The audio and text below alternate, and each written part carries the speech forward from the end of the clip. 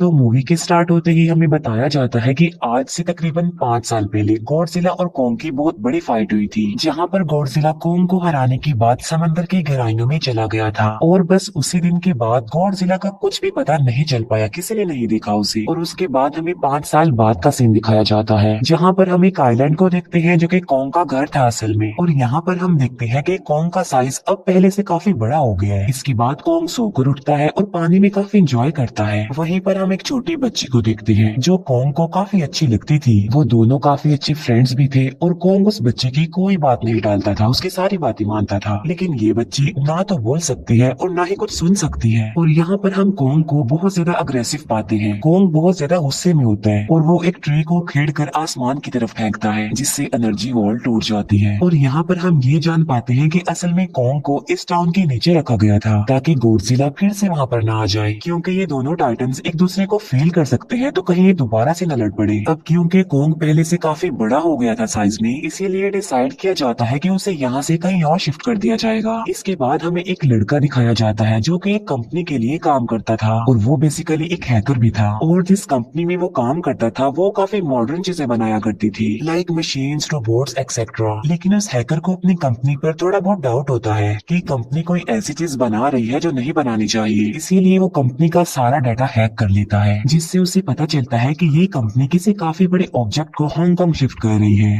लेकिन तभी वहाँ पर अलार्म बजने लगता है, और ये गॉडजिला के आने का अलार्म था। देखते ही देखते गॉडजिला समंदर से बाहर निकल आता है। बाहर आते ही वो सब कुछ डिस्ट्रॉय करने लग जाता है। किसी को भी समझ नहीं आ रहा था कि आखिर गॉडजिला सबको क्यों मारता जा रहा है, क्योंकि वो तो एक ऐसा टाइटन है जो इंसानों को सेव करता है, उनकी जान बचाता है। यहाँ पर हम ये जान पाते हैं कि गॉडजिला के पास एक पावर है, और वो पावर न्यूक्लियर पावर है। और गॉडजिला अपने न्यूक्लियर पावर का इस्तेमाल करके पूरी कंपनी को डिस्ट्रॉय कर देता है। इसके बाद ये न्यूज पूरी दुनिया में वायरल हो जाती है कि गॉडजिला आ चुका है, लेकिन इस बार वो चेंज होकर आया है, पहले जैसा नहीं रहा। यानी पहले वो इंसानों को बचाता था, लेकिन अब वो अग्रेसिव है और गुस्से में सबको मारता जा रहा है। कंपनी का ऑनर न्यूज में सबको बता रहा होता है कि हमारी कंपनी एक प्रोजेक्ट पर काम कर रही है, वो बहुत जल्द एक ऐसे डिवाइस बनाने में कामयाब हो जाएंगे कि जिससे गॉडजिला का मुकाबला हो सकता है। इस न्यूज को एक लड़की भी देख लेती है जिसका नाम होता है मेडिसन। लेकिन यहाँ पर मेडिसन इस बात पर एग्री नहीं करती कि गॉडजिला गुस्से में आया है, क्योंकि वो गॉडजिला को बहुत अच्छे से जानती थी। इसीलिए वो इस न्यूज को सिर्फ एक बकवास समझती है, क्योंकि उसका मानना था कि गॉडजिला कभी भी किसी को नुकसान नहीं पहुंचा सकता, बल्कि वो इंसानों की हेल्प करता है, उनकी जान बचाता है। मेडिसन अपने फादर के पास जाकर उन्हें समझाने की कोशिश करती है कि गॉडजिला कभी भी ऐसा नहीं कर सकता, और उसके साथ जरूर कुछ न कुछ किया गया है। लेकिन मेडिसन के फादर उसे समझाने की कोशिश करते हैं कि देखो बेटा, ये सारे क्रिएचर्स, ये सारे टाइटन्स इंसानों की तरह ही होते हैं, यानी इनका मूड चेंज हो सकता है। अब देखो गॉडजिला भी चेंज हो गया है और वो इंसानों को मारता जा रहा है। इसके बाद मेडिसन वहाँ से चली जाती है और वो उस हैकर की ऑनलाइन ऑडियो सुनती है। वो हैकर असल में गॉडजिला के बारे में एक ऑनलाइन ऑडियो अपलोड करता है। यहाँ पर मेडिसन डिसाइड करती है कि वो जाकर उस हैकर से मिलेगी और जाकर उससे सारी बात पूछेगी कि आखिर ये चक्कर किया है, गॉडजिला अग्रेसिव क्यों हो गया है और उसने उस कंपनी को क्यों डिस्ट्रॉय किया। इसके बाद कंपनी का ओनर एक सीनियर डॉक्टर नेथन से जाकर मिलता है। डॉक्टर नेथन असल में एक साइंटिस्ट भी होते हैं। कंपनी का ओनर डॉक्टर नेथन को बताता है कि आपका जो कॉन्सेप्ट था हॉलो अर्थ वाला, वो बिल्कुल सही था, और ये वो जगह थी जहाँ पर टाइटन्स पैदा होते हैं। असल में डॉक्टर नेथन ने एक बुक लिखी थी जिसमें उन्होंने लिखा था कि जमीन के अंदर एक और जमीन भी है जिसका नाम हॉलो अर्थ है। ये छुपी हुई है और किसी को नजर नहीं आती, और असल में ये अर्थ टाइटन्स की एनर्जी का सोर्स है। वहीं पर कंपनी का ओनर डॉक्टर नेथन को एक और आदमी से भी मिलवाता है। कंपनी का ओनर डॉक्टर नेथन को बताता है कि हमने हॉलो अर्थ के अंदर ही एनर्जी का एक सोर्स ढूंढ लिया है। अब यहाँ पर हम ये बात तो जानते नहीं कि हॉलो अर्थ आखिर एग्जिस्ट कहाँ पर करती है। हॉलो अर्थ असल में हमारी जमीन के नीचे है, और जिस तरह हम सूरज से एनर्जी लेते हैं, और सेम उसी तरह हॉलो अर्थ में एक एनर्जी सोर्स है जिससे ये सारे टाइटन्स एनर्जी लेते हैं। और अगर ये लोग उस एनर्जी सोर्स को ढूंढने में कामयाब हो गए तो ये गॉडजिला का मुकाबला भी कर पाएंगे।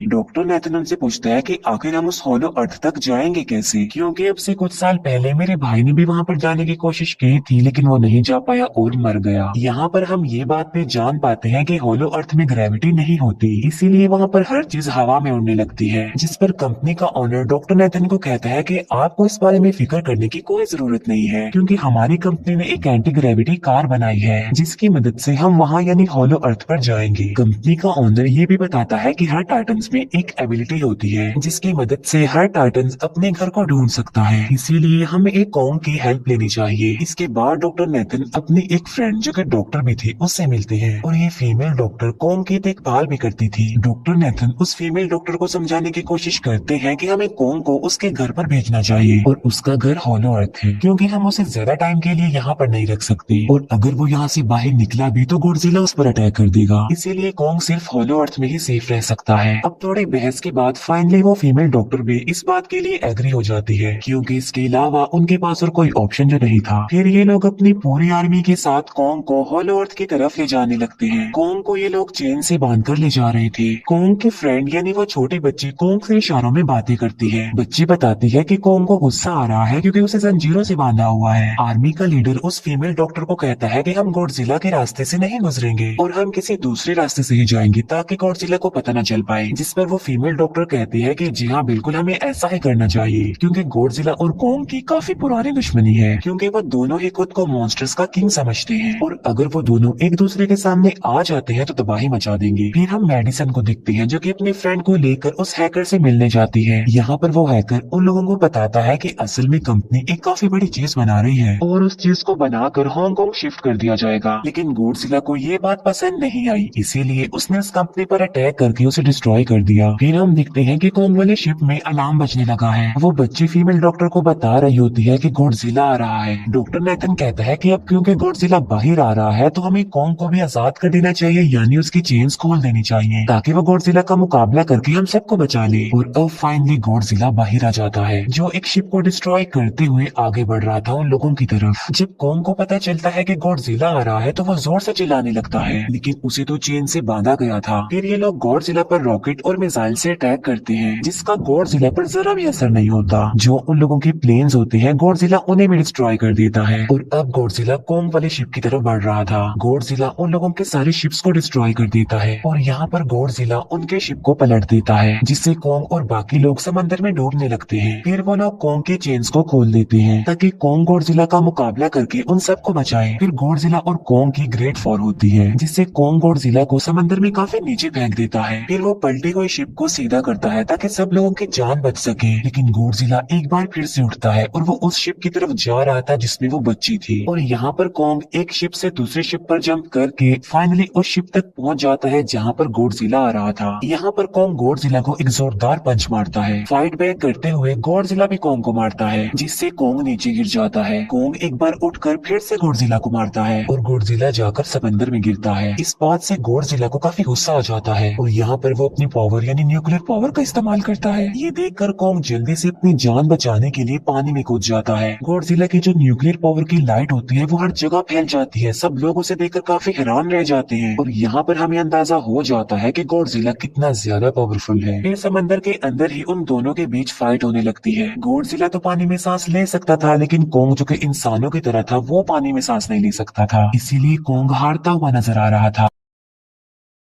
फिर गॉडजिला कॉन्ग को मारने के लिए उसे समंदर की गहराइयों में लेकर जा रहा होता है। वो फीमेल डॉक्टर कहती है कि हमें जल्द से जल्द कॉन्ग की हेल्प करनी चाहिए वरना गॉडजिला उसे मार डालेगा। फिर ये बहुत सारे मिसाइल को समंदर में ब्लास्ट कर देते हैं जिससे होता ये है कि कॉन्ग अपनी जान बचाने के लिए बाहर आ जाता है। फिर डॉक्टर नेथन ऑर्डर देते हैं कि सब कुछ ऑफ कर दो, सारे इंजन सारी मशीन को शट डाउन कर दो ताकि गॉडजिला ये समझे कि हम लोग हार चुके हैं और मर चुके हैं, और तब ये लोग सारी चीजों को शट डाउन कर देते हैं। तब गॉडजिला कॉन्ग को गुस्से में दिखता है और फिर वहाँ से चला जाता है। फीमेल डॉक्टर कहती है कि अगर हम आगे बढ़े तो गॉडजिला हमें फिर से फेल करके हम लोगों पर अटैक कर देगा, तो अब हम कैसे आगे बढ़े और हम कॉन्ग को कैसे ले जाएंगे। जिस पर डॉक्टर नेथन कहते हैं कि हम कॉन्ग को उड़ा कर लेकर जाएंगे। दूसरी तरफ हम देखते हैं कि मेडिसिन अपने फ्रेंड्स के साथ उस कंपनी में घुस गई है ये चेक करने के लिए कि आखिर ये कंपनी कौन सी चीज बना रही है, जिस पर गॉडजिला को गुस्सा आया और उसने अटैक कर दिया। वहाँ पर उन लोगों को एक काफी बड़े एनिमल के अंडे भी मिलते हैं और फिर जैसे ही उन लोगों को अंडे मिलते हैं उनका डोर लॉक्ड हो जाता है। असल में जहाँ ये लॉक्ड हो जाते हैं वो एक मशीन होती है जो इन लोगों को अंडों समेत काफी तेजी से हांगकांग लेकर जा रही थी। फिर हम देखते हैं कि हेलीकॉप्टर्स के जरिए पूरी आर्मी कॉन्ग को हॉलो अर्थ के पास पहुंचाने में कामयाब हो जाती है। वो लोग कॉन्ग को कहते हैं कि वो हॉलो अर्थ वाले केव में चला जाए, लेकिन कॉन्ग वहाँ पर जाने के लिए इनकार कर देता है। फिर ये लोग डिसाइड करते हैं कि वो उस बच्ची के थ्रू कॉन्ग को कहेंगे कि वो वहाँ पर चला जाए, क्योंकि कॉन्ग उस बच्ची की कोई बात नहीं टालता था। साथ में कॉन्ग को ये भी कहा जाएगा कि आपकी फैमिली भी वहाँ पर है, आप जैसे और भी क्रिएचर्स है वहाँ पर, और यहाँ पर कोंग उस केव में जाने के लिए एग्री हो जाता है और यहाँ पर कोंग उस हॉलो अर्थ वाली केव में चला जाता है और ये लोग भी अपनी एंटी ग्रेविटी कार की मदद से कोंग के पीछे पीछे जाते हैं। हॉलो अर्थ एक अलग तरह की दुनिया थी।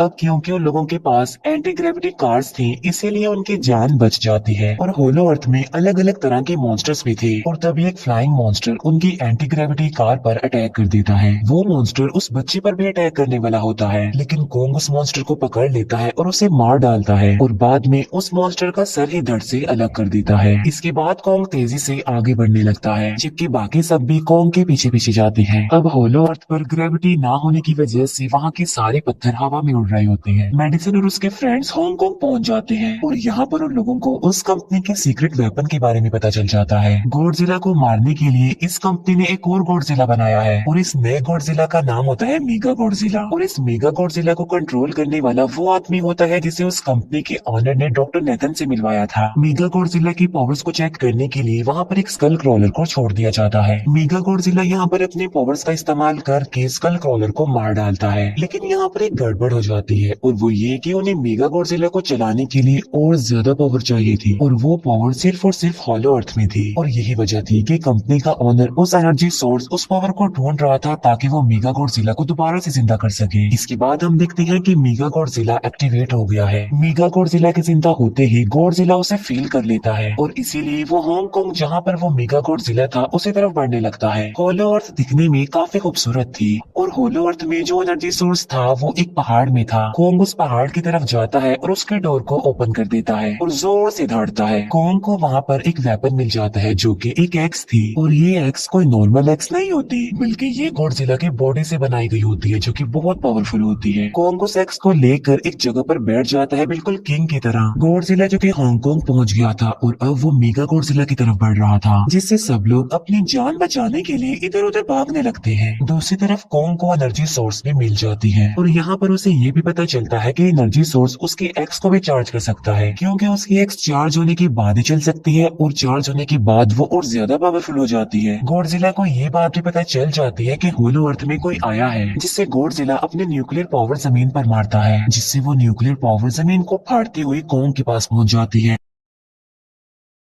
कंपनी की एक फीमेल ऑनर उन लोगों के साथ ट्रीट करती है। वो इस एनर्जी का थोड़ा सा सैंपल अपनी कंपनी के पास भेज देती है ताकि वो लोग मेगा गॉडजिला को एक्टिवेट कर दें। हालांकि फीमेल डॉक्टर उसे ऐसा करने से मना करती है, लेकिन वो उसकी एक नहीं सुनती और जब उस लड़की को रियलाइज होता है कि यहाँ पर गॉडजिला भी आने वाला है तो वो वहाँ से भागने लगती है, लेकिन तभी कोंग उसकी कार को पकड़कर उसे डिस्ट्रॉय कर देता है। कोंग अपना एक्स लेकर गॉडजिला से लड़ने के लिए तैयार हो जाता है, क्योंकि इस न्यूक्लियर पावर के जरिए गॉडजिला ने कोंग को लड़ने का इशारा दिया था। फिर कोंग वहाँ से भागते हुए हांगकांग आ जाता है। कोंग गॉडजिला पर अटैक करता है, लेकिन बाय मिस्टेक उसकी वो एक्स एक बिल्डिंग में फंस जाती है और मौके का फायदा उठाकर गॉडजिला कोंग को नीचे गिरा देता है और यहाँ पर इन दोनों के बीच जबरदस्त फाइट होती है। गॉडजिला कई बार अपनी न्यूक्लियर पावर का इस्तेमाल करके कोंग को मारने की कोशिश करता है, लेकिन कोंग बहादुरी से मुकाबला करते हुए हर बार बच जाता है। फिर कोंग अपनी एक्स से गॉडजिला पर अटैक करके उसे इंजर्ड कर देता है, जिससे गॉडजिला को गुस्सा आ जाता है और वो अपनी न्यूक्लियर पावर का इस्तेमाल करके कोंग को दूर फेंकता है, लेकिन कोंग अपनी एक्स की मदद से उस पावर को अपनी तरफ आने से रोक देता है। इन दोनों के बीच काफी देर तक फाइट चलती रहती है। अब क्योंकि गॉडजिला काफी ज्यादा पावरफुल था, इसीलिए कोंग हारता हुआ नजर आ रहा था। गॉडजिला कोंग को इंजर्ड करके वहीं पर फेंक देता है और उसकी चेस्ट पर पैर रख के जोर से दौड़ने लगता है। उसे देखकर कोंग भी जोर से दौड़ने लगता है और तभी गॉडजिला कोंग को छोड़कर वहाँ से जाने लगता है। हम देखते हैं कि कंपनी के ओनर को वो एनर्जी सोर्स मिल चुका था जिसके जरिए वो मेगा गॉडजिला को जगा दे। यहाँ पर हमें पता चलता है कि मेगा गॉडजिला से काफी पावरफुल है और उससे साइज में काफी बड़ा भी है, लेकिन यहाँ पर मेगा गॉडजिला सब कुछ अपने कंट्रोल में कर लेता है। इसीलिए मेगा गॉडजिला सबसे पहले कंपनी के ओनर को मारता है और बाद में उसके असिस्टेंट को भी मार डालता है। फिर मेगा गॉडजिला दीवार को फाड़ते हुए बाहर आ जाता है। गॉडजिला जब मेगा गॉडजिला को देखता है तो वो उसे लड़ने के लिए आगे बढ़ता है और उन दोनों के बीच काफी फाइट होती है। अब क्योंकि मेगा गॉडजिला काफी पावरफुल था, इसीलिए गॉडजिला हारता हुआ नजर आ रहा था। Mega Godzilla